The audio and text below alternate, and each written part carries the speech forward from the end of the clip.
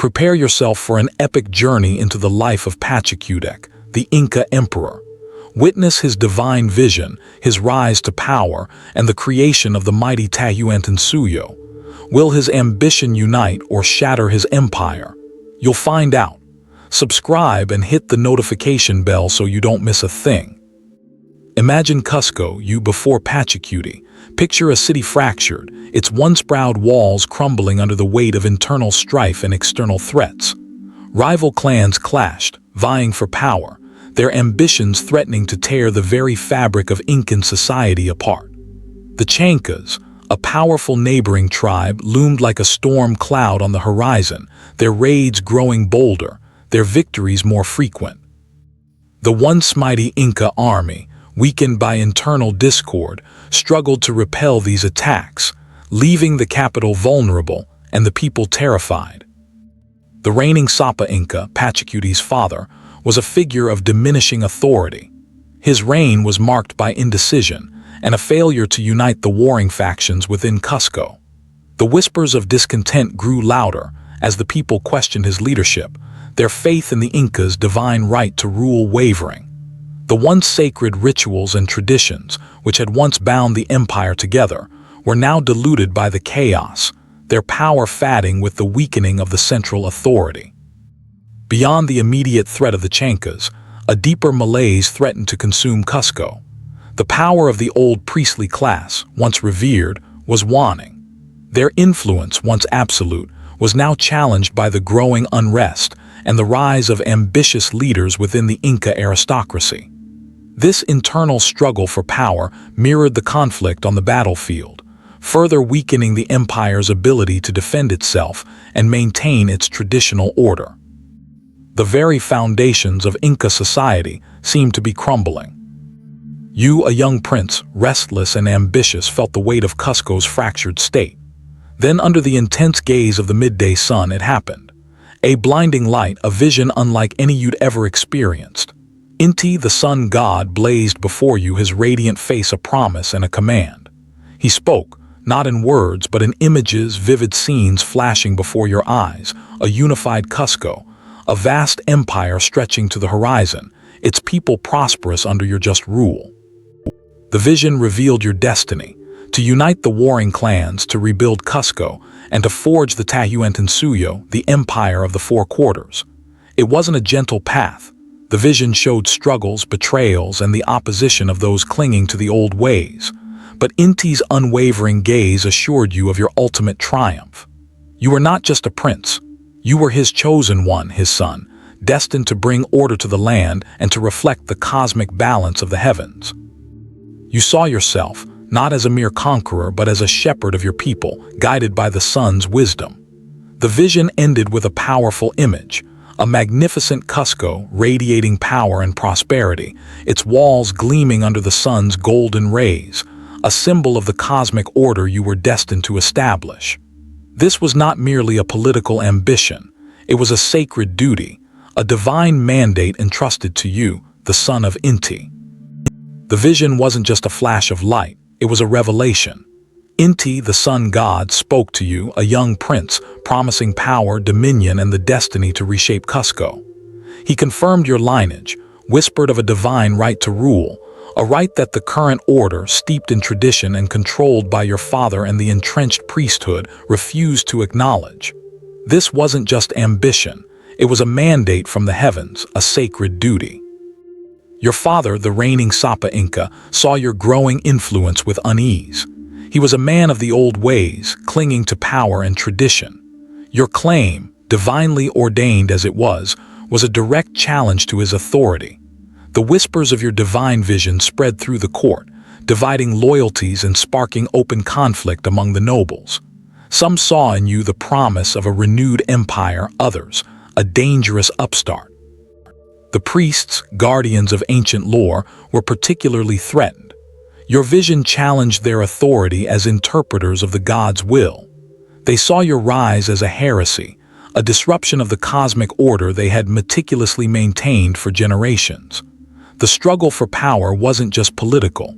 It was a battle for the very soul of Cusco, a clash between tradition and the promise of a new dawn. The vision fueled your ambition. You knew Inti's words weren't mere prophecy, they were a command. Your father, the reigning Sapa Inca, saw your growing power as a threat. He underestimated your resolve, your cunning, and the strength of your loyal following. The whispers of rebellion started subtly, then grew into a roar.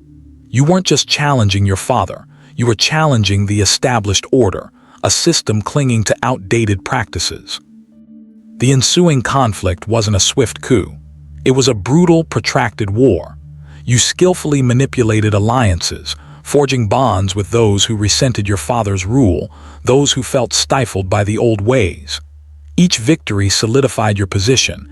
Each conquered territory broadened your influence. The battlefields echoed with the clash of bronze weapons, the screams of men, the earth stained crimson. Your conquest wasn't just military, it was ideological. You presented yourself not as a usurper, but as the divinely appointed ruler, the chosen one destined to unite the disparate tribes under the banner of Inti.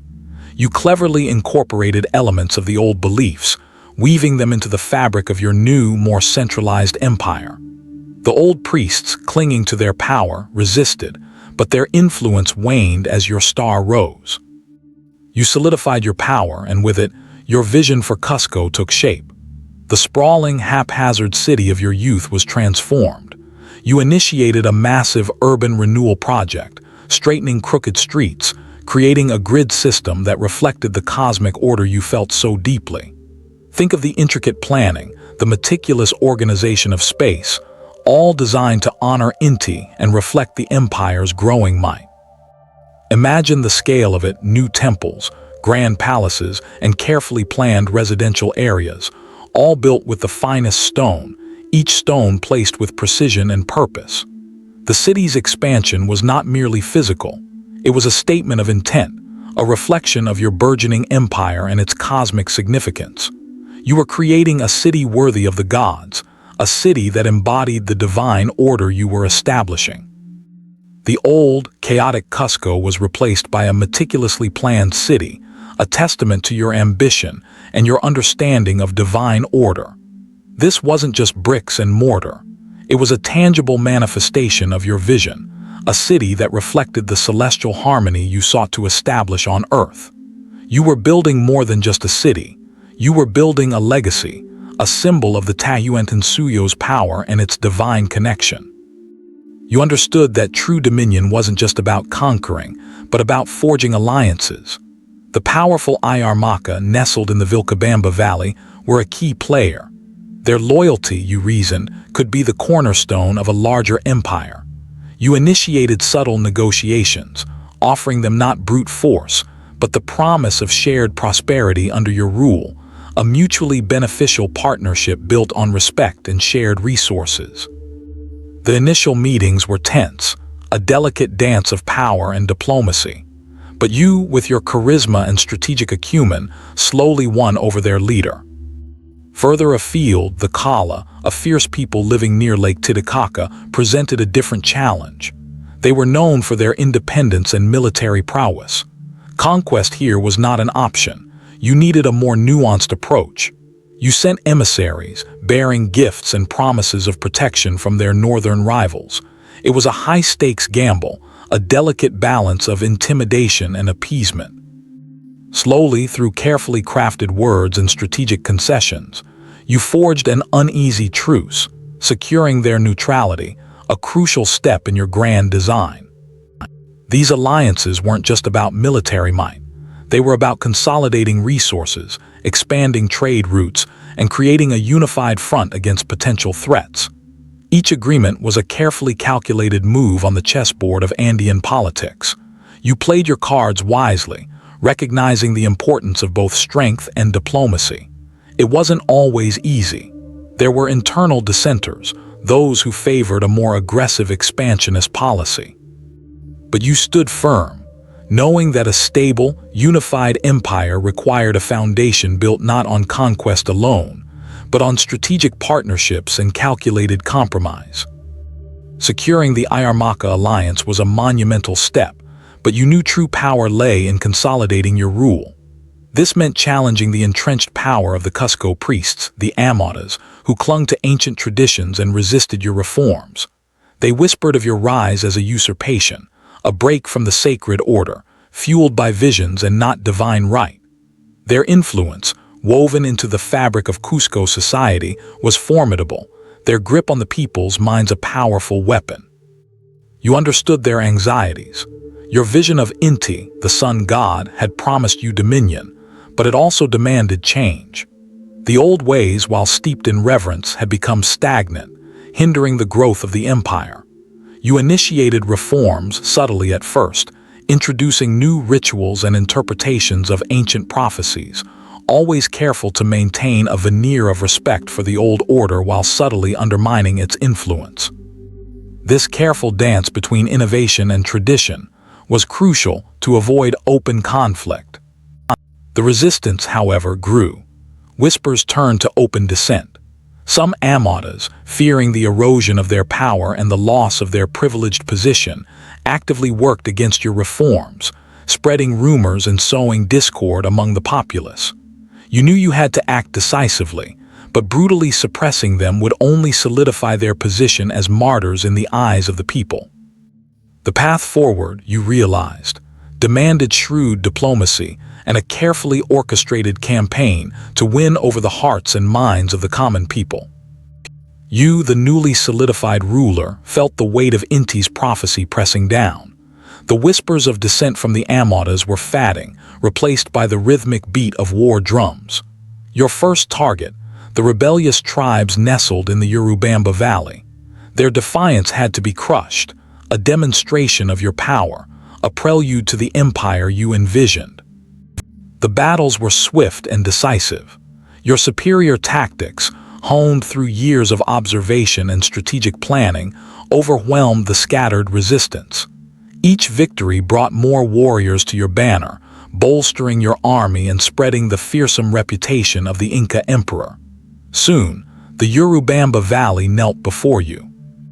The newly conquered territories were not merely added to your domain, they were integrated.